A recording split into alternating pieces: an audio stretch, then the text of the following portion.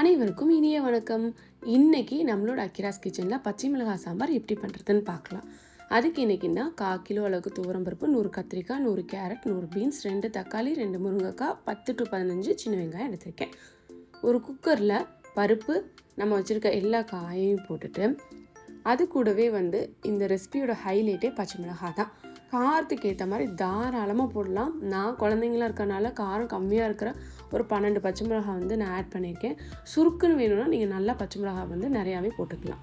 இப்போ இது மூழ்கிற அளவுக்கு நம்ம தண்ணி ஊற்றிட்டு 1 டீஸ்பூன் அளவுக்கு மஞ்சள் தூளும் தேவையான அளவு உப்பும் போட்டு நல்லா மிக்ஸ் பண்ணிவிட்டு ஒரு 3 விசில் வச்சு எடுத்துக்கலாம். ஒரு 90% வேகணும், அந்தளவுக்கு விசில் வச்சுக்கலாம்.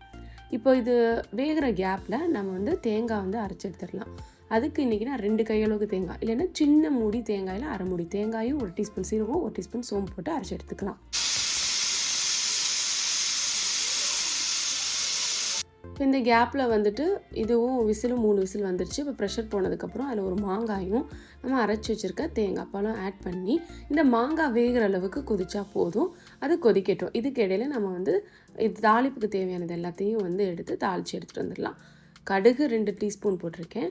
இது கூட ஒரு 10 சின்ன வெங்காயம் அரிஞ்சு வச்சுருக்கேன், அதையும் போட்டுட்டு பூண்டு நல்லா இடித்து போடணும். அதுதான் மணமாக டேஸ்ட்டாக இருக்கும் இந்த சாம்பாருக்கு. இது கூடவே 1/2 டீஸ்பூன் அளவுக்கு பெருங்காயத்தூளும் ஒரு 4 to 5 வரமிளகாயும் போட்டு நல்லா தாளித்து முறுன்னு வந்ததுக்கப்புறம் இந்த சாம்பாரில் அப்படியே போட்டு மிக்ஸ் பண்ணிவிட்டு சுட சுட சாப்பாட்டில் இதை நல்லா அந்த குழம்ப ஊற்றி அது கூட சிக்கன் வறுவல் வச்சு சாப்பிட்டா சூப்பர் டேஸ்ட்டாக இருக்கும். ட்ரை பண்ணி பார்த்துட்டு உங்களோட கமெண்ட்ஸையும் கூட ஷேர் பண்ணிக்கோங்க.